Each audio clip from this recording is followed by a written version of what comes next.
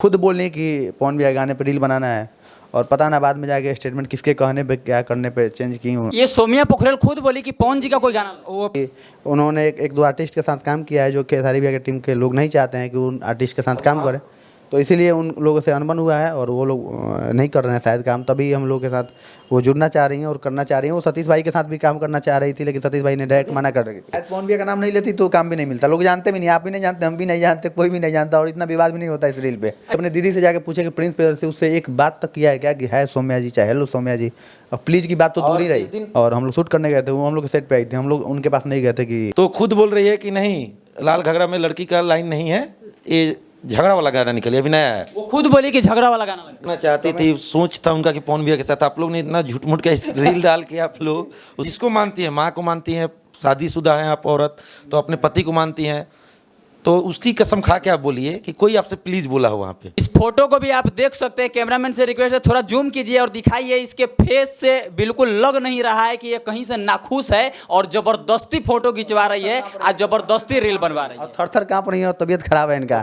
दोस्तों मैं हूं गुडराज ट्रिपल सेवन और आप लोग देख रहे हैं भोजपुरी फैंस क्लब और बीएफसी न्यूज। दोस्तों हमारे साथ जो शख्स बैठे हुए हैं इनको आप ये लगभग कल से ही ये लोग ट्रेंडिंग में चल रहे हैं। इनको ट्रेंडिंग टॉपिक इसलिए कह सकते हैं कि एक रील बनाए हैं लोग सोमिया पोखरेल के साथ, पावर स्टार पवन सिंह जी के गाने पर रील बनाया है, झगड़ा गाने पे, जिस गाने को प्रिंस प्रियदर्शी जी ने ही लिखा है और कल ही इस गाने पे रील बनाते हुए नजर आए और वो कल से विवाद में ही घिरा हुआ है। प्रिंस प्रियदर्शी सबसे पहले तो आपका बहुत बहुत स्वागत है। और क्यों झगड़ा को लेकर के आए, वाकई में झगड़ा कराते ही जा रहे लगातार। एक बार फिर से बीएफसी न्यूज़ के सारे दर्शक को और आपको प्यार भरा नमस्कार है और आप लोगों से आशीर्वाद की अपेक्षा है।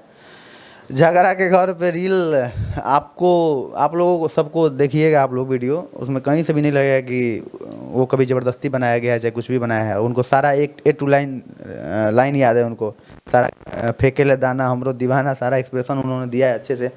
और खुद बोलने कि पवन भैया गगाने पर रील बनाना है और पता ना बाद में जाके स्टेटमेंट किसके कहने पे क्या करने पे चेंज की हूँ, मुझे नहीं पता। अभी ये कॉल रिकॉर्डिंग वायरल हो रहा है महेश पांडे जी के चैनल पे भोजी बोनी एंटरटेनमेंट पे, जिसमें वो साफ साफ कह रही है कि मुझे जबरदस्ती रील बनवाया गया, मैं थर थर कांप रही थी, छठ का गाना करने आई थी और मुझे वो 4-5 लोग आए और कहें कि इस गाने पे रील बनाना है। तो हम गाना सुने भी नहीं थे और हमें पता भी नहीं था कि कौन सा गाना है। हम सीधे जब रील स्टार्ट हो गया तब मुझे पता चला कि यार ये तो पवन सिंह जी का गाना है। अच्छा, जब आपको पता नहीं था तो फेंकेले दाना हमरो दीवाना उंगली घुमा रही हैं, तो आपको पता नहीं था, ये तो हो नहीं सकता। और थर थर कांपने की बात है तो आप तो पूरा खाट पी के टन चाहिए हुई थी और आप छठ का गाना शूटिंग करने आई थी। आप छठ क्या इसकी कहानी क्या है, इसके कैमरे के पीछे की कहानी जानना चाहेंगे, कैसे कैसे ये हुआ था? कैमरे के पीछे के कहानी हमारे दोनों भैया बताएंगे, क्योंकि मैं इन लोग मुझे बोला कि मतलब बुलाया बाद में कि वीडियो बनाओ पीछे से, मैं पीछे ही था लेकिन वो खुद से बोली कि आप भी आइए ना, आपका ही तो लिखा हुआ गाना है, तो मैं भी आ गया। और उसके पीछे की कहानी दोनों भी बताएंगे, क्योंकि हम लोग शूट पे थे, अपना शूट हम लोग का सेटअप था, उन लोगों का एक किसी सिंगर के सेट पे आई थी वो 1-2 गाना करने। दोनों भी ऐसे भी बोले थे कि 1-2 गाना करना है, क्योंकि कल हम लोग सतीश भाई के गाना एक शूट कर रहे थे, बहुत अच्छा गाना आ रहा है कि पढ़े आवारा, बहुत मस्त लाइन गाना है और कल मेरा ही लिखा हुआ है। तो उस 2 गाना लोकगीत और 1 गाना छठ का हम लोग का शूटिंग था, तो इसीलिए और हम लोग शूट करने गए थे, वो हम लोग के सेट पे आई थी, हम लोग उनके पास नहीं गए थे कि आप ये कुछ भी बोलिए चाहे कुछ भी। तो बाकी दोनों भी बताएंगे।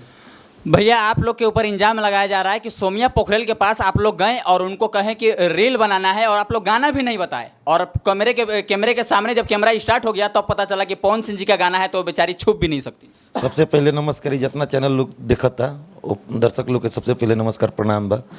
हम ये बोलना चाहते हैं कि जब वो गाना नहीं पता था पवन सिंह का, तो पहले आपको मैं वो वीडियो दिखाता हूँ कि जो वीडियो पे वो एक्शन की हैं, तो बिना गाना देखे आप एक्शन कैसे कर सकती है? बिना गाना सुने हुए वो लिपसिंग भी नहीं कर सकती।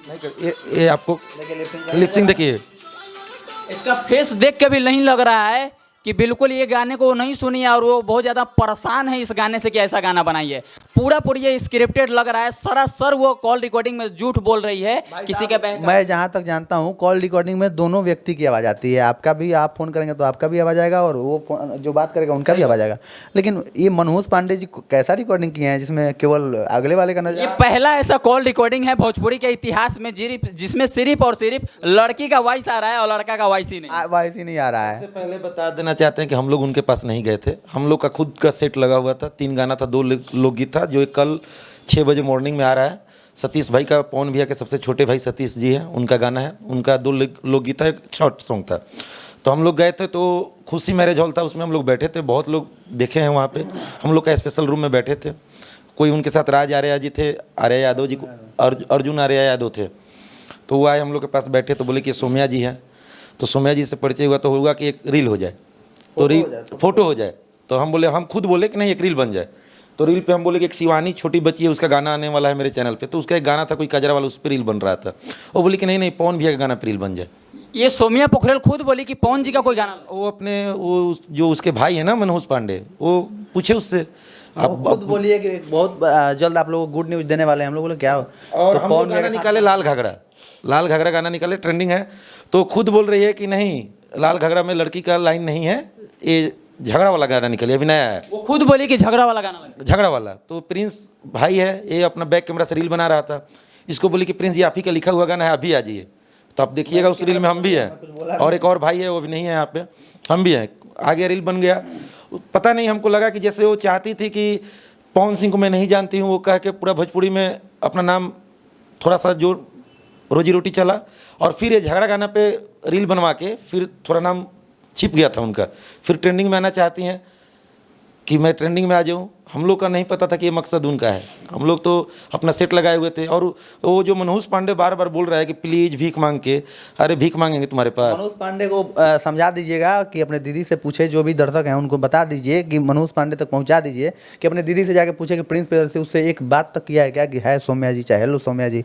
और प्लीज की बात तो दूर ही रही। जिस दिन सोम्या नहीं आई थी, सोम्या जी नहीं आई थी भोजपुरी इंडस्ट्री में, उससे पहले प्रिंस प्रियदर्शी। अब देख लीजिए भैया का, पवन भैया का जितना गाना है, बहुत अच्छा अच्छा सॉन्ग लिख के दिया है। प्रिंस प्रियदर्शी किसी के लिए मुमताज थोड़ी ना है, नाम के लिए मुमताज थोड़ी ना है कि सोम्या जी। पूरे भोजपुरी में जितना वो गाना की है ना, उससे ज्यादा तो इनका गाना पावर स्टार पवन सिंह जी उनसे ज्यादा गाना गा चुके हैं। वही तो बात मैं बताना चाहता हूँ। तो ये क्यों जाएगा उसके पास, ये बच्चा क्यों जाएगा सोम्या जी के पास? वो खुद आई थी ना कि ताकि पवन भैया के पास कहीं अपने आईडी से डाले तो पवन भैया इसका आईडी देखते हो, तो ताकि समझे कि नहीं मेरे गाना पर रील बनाई है। पहले भी आप देख लीजिएगा, जब वो खेसारी का टैटू बनवाई थी, उससे पहले भी वो पवन भैया के कितने गाने पे रील, गाने हैं बहुत सारे गाने। और कैसे आप बोल दी कि पवन सिंह को नहीं जानते हैं?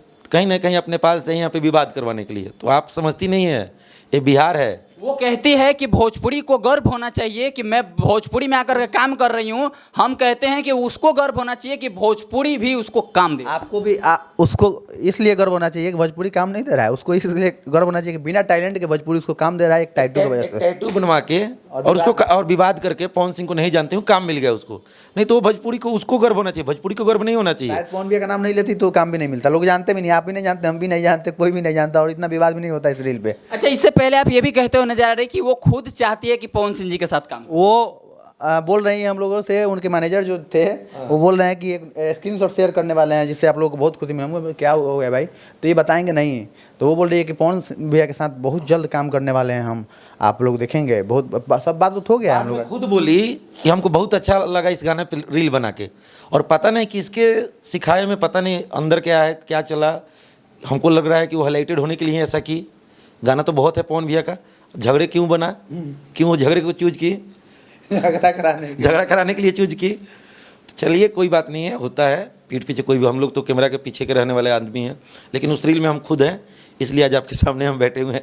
अच्छा, कहीं ना कहीं प्रिंस प्रियदर्शी जी के ऊपर ये भी इल्जाम लगाया जा रहा है कि पावर स्टार पवन सिंह जी का नाम को आप बदनाम कर रहे हैं। क्यों गए उनके पास कि तुम ये रील बना दो? भाई साहब, मैं 20 बार बोल चुका हूँ कि मैं उनके पास गया ही नहीं था, मैं तो अपने सेट पे था, अपने गाने के सेट पे था। आप वहाँ पे जहाँ पे खुशी मैरिज हॉल है ना, वहाँ पे जाइएगा, जो लोग है स्टाफ, आप लोग पूछिएगा। कल जो कंपनी का गाना शूट हो रहा था, वो लोग अपने रूम में बैठे हुए थे। हम लोग के लिए स्पेशल एक रूम था, उस रूम में हम लोग बैठे थे। उस रूम में वो आई थी, वो खुद आई आपके रूम में, ताकि हम लोग उसके रूम में नहीं गए।